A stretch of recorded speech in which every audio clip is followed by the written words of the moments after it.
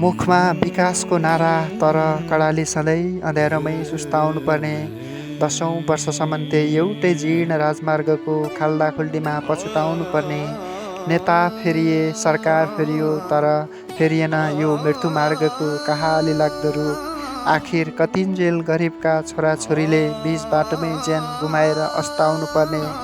यहाँ सिंहदरबारबाट हाँसिरहँदा कालीकोट र राजकोट सधैँ रोइरहनु पर्ने। एउटा सुरक्षित यात्राका लागि पनि दैवले सधैँ परीक्षा लिइरहनु पर्ने। हे व्यथिति रच्नेहरू, अब त ब्युज यो सडक हो कि कडालीको काल हो। हे व्यथिति रच्नेहरू, अब त ब्युज यो सडक हो कि कडालीको काल हो। हरेक दुर्घटनामा निर्दोषका सपना र सिन्दुरहरू सडकमै धोइरहनु पर्ने। तिम्रो मेरो यति धेरै